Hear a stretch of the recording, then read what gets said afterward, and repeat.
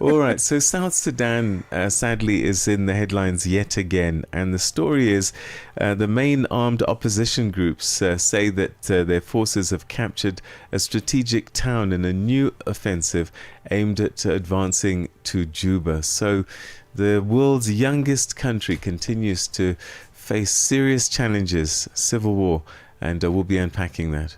Well, I'm Asanda Peta, as you know, and good morning. Thanks for staying with us. So, on the other side of news, sports-wise and economics, we'll be looking at this story. A Belgian court is considering whether to prosecute the sole surviving official allegedly involved in the 1961 assassination of Congolese independence leader Patrice Lumumba. Excuse me. The president of the court has announced that a decision will be made with regards to that in March of this year, on the 17th of March 2026 to be quite precise. So that's coming up later on this hour of Rise and Shine. África. Conhece o Ntivani? Claro que sou eu. Ntivani é o amante da música de corpo e alma. Eu amo música africana. Ele aprecia todos os tipos de melodias e passa os seus dias a ouvir a Channel África. Adivinha só, a Channel África quer ajudar o Ntivani e os amantes da música em todo o lado a descobrir ainda mais música incrível. Por isso, a Channel África está a convocar artistas africanos a submeterem as suas músicas. Músicos, lembrem-se de nos dar todas as informações relevantes no music@channelafrica.co.za. As submissões são a vossa oportunidade de ser ouvidos, mas não garantem inclusão na lista. Todas as submissões serão cuidadosamente analisadas para verificar se cumprem os requisitos da nossa estação. Canal África, a perspectiva africana. Download the SABC app and take Channel Africa with you everywhere you go. Right, 8 minutes past 8 Central African time. So let's take you to South Sudan now, where the fragile peace process in the country is under renewed strain after the country's main opposition group claims that it's captured the strategic town of Panyume and called on its forces to advance towards the capital, Juba. The government says that its troops repelled the attack, but the latest fighting has raised fresh fears of a wider escalation in a country already facing deep humanitarian distress, mass displacement, and stalled political reforms. Now, the developments come as South Sudan approaches 15 years since independence, with national elections tentatively scheduled for later this year. And this will be the first since the country broke away from Sudan in 2011. Well, to help us understand what this moment means for peace, civilians and the region, we're now joined by South Sudanese human rights lawyer and civil society activist Rajab Mohandis, who is also a signatory to the country's 2018 revitalised peace agreement. Thank you very, very much indeed for joining us, and welcome to you. Thank you for having me. All right, let's start with a big look at the situation in South Sudan at the moment. For people across the continent who perhaps are not very familiar with events in South Sudan, what is the security and humanitarian situation on the ground right now? Well, thank you. Maybe I should start with the political situation, which has implications on security and the humanitarian aspects in the country. The political agreement, the revitalized agreement on the resolution of the conflict in the Republic of South Sudan has faltered, and the parties appear to have largely abandoned the implementation of the agreement in letter and spirit. And the political coalition that was implementing the agreement has kind of fragmented, and they have turned against themselves, confronting themselves politically and militarily. So on that note, the security situation is such that there is military confrontation, I would say, in different parts of the country, in Upper Nile State, in Jonglei State, which is in the eastern part of the country, and also in central Equatoria, where the national capital is. In these confrontations, the main signatories to the agreement, that is the group led by the president and the group led by the first vice president, have their forces in confrontations, fighting themselves in these locations. The latest fighting in Jungle Estate was in a town called Pajut, and there's a serious military build-up in the state capital of Jungle in the eastern part of the country in an attempt to retake this town from the armed opposition. And there are also reports of fighting a couple of days ago in the southern part of the country, close to the border with Uganda, in the town of Panyume, in central Equatoria State. And this is close to the road linking the South Sudanese, South Sudan to Uganda, which is a major road for transport of goods and services in the area. So the whole situation is extremely fragile in the country in terms of security. And as a result, in terms of humanitarian aspects, first, citizens are being displaced.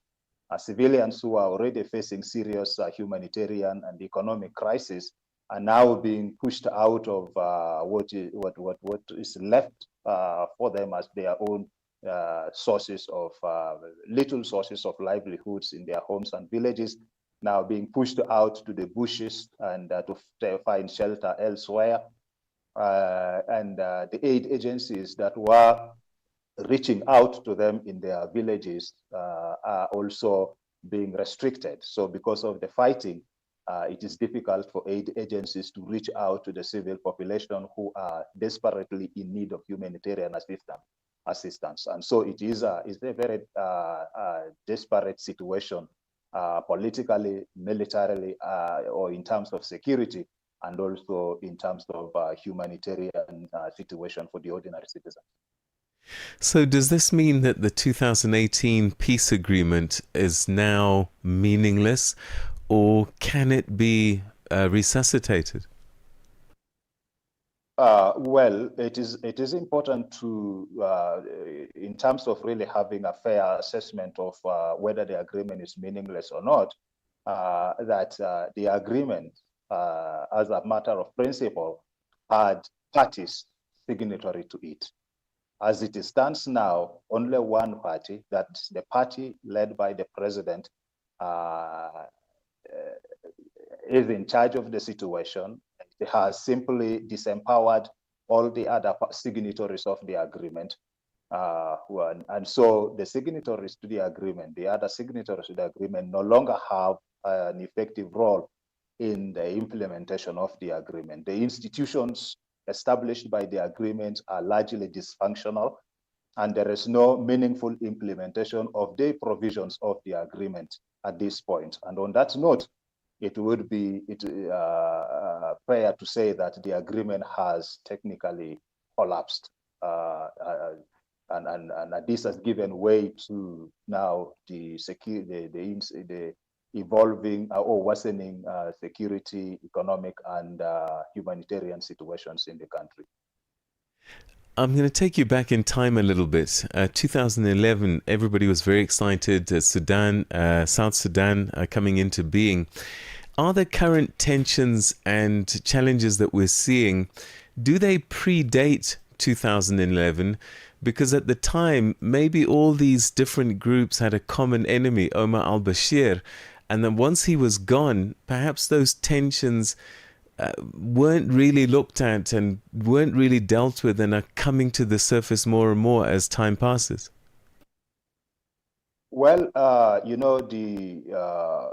the struggle against Khartoum until independence had a lot of issues that involved grievances on different sides or among the different actors who were involved, the political actors, including communities.